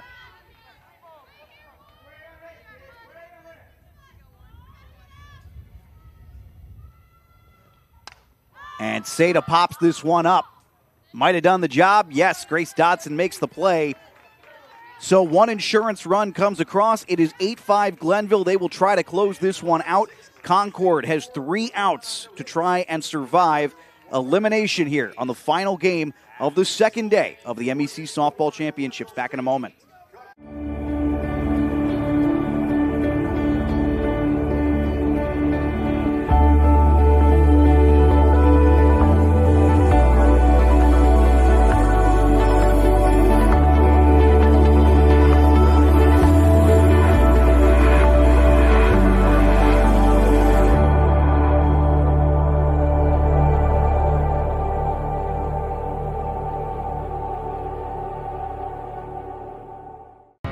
What's possible when you have the freedom to explore things that inspire you?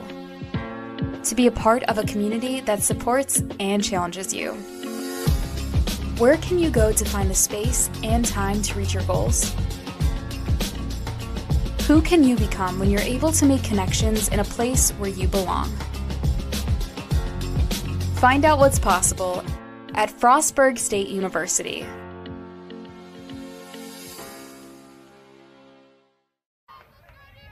A rare save opportunity here, and it's going to be Megan Stump who will come in for the first time in this tournament She has not pitched yet and does not have a save this year. Glenville is a team with just a single save from Kylie Burdick. Stump, her 19th overall appearance, 7-3 on the year, 2 complete games. This is her 12th appearance out of the bullpen. Only 12 walks in 52 innings.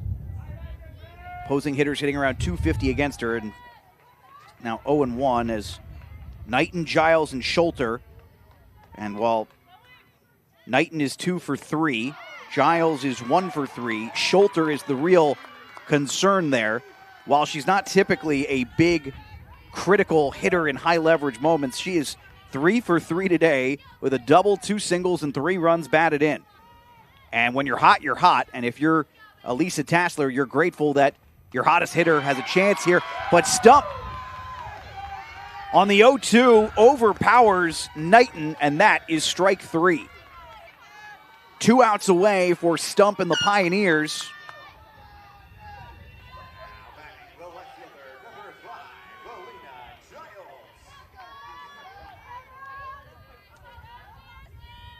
They would play tomorrow at noon against either West Virginia State or Frostburg State. That game in the 7th right now. And a strike here to Giles. Alina Giles singled in the 5th inning, reached in the 1st on a fielder's choice, and scored a run. She is 1 for 3. Swinging through. It is 0-2.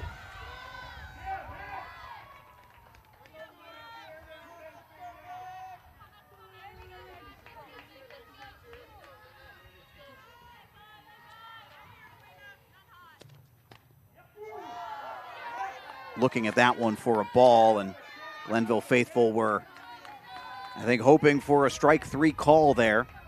The old backwards K. If Glenville holds on here, Macy Bogus will deserve quite a bit of the credit for how she calmed everything down as this one went along. That one fouled off. Bogus threw 6 strong, only allowed 3 earned runs. Did not get a single strikeout, did not issue a walk.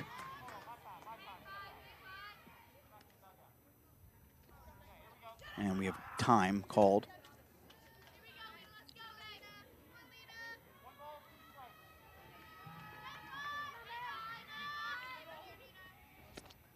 This one fouled straight back.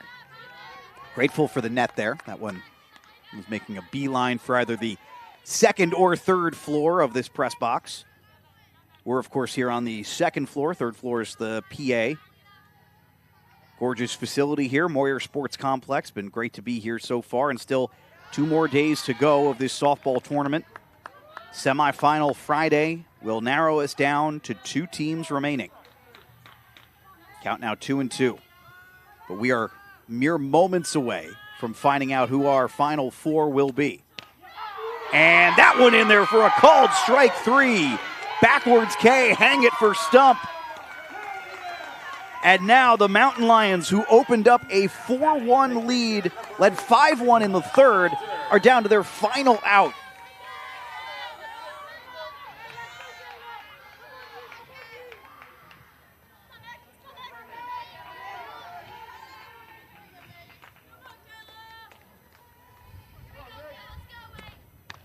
Delivery here to Schulter, who is 3 for 3 today. That was a ball, 1-0.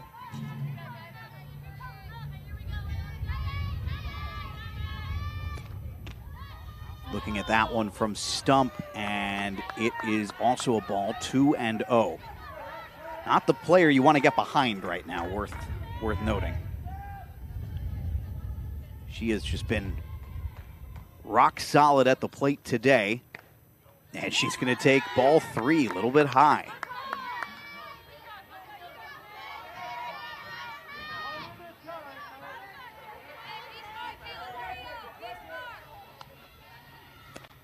Schulter looking at the 3-0. She thought it was ball 4. It's called a strike. 3-1 the count.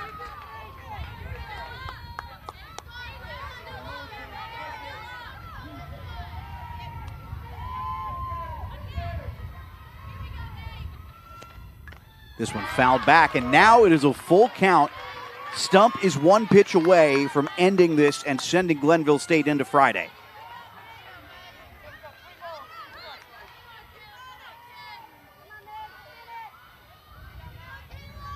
As they say, to be the best, you've got to beat the best. Schulter has been the best.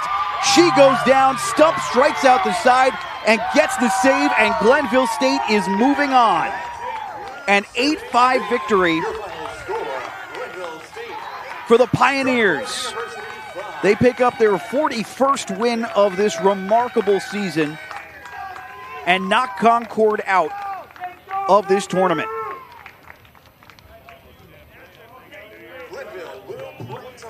So Glenville will be back in action tomorrow at noon. They will play the winner of West Virginia State and Frostburg State, which you can also watch right now on MEC TV. It is in the bottom of the 7th inning. 6-3 West Virginia State leads, trying to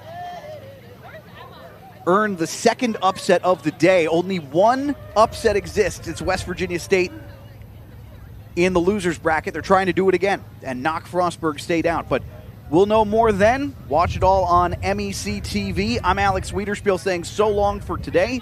We'll be back tomorrow at Moyer Sports Complex starting at noon. Fairmont State and Charleston in the winners bracket, and Glenville State versus the winner of West Virginia State and Frostburg State in the losers bracket, and loser will go home from that game. So long, and we'll meet again tomorrow on the MEC Sports Network.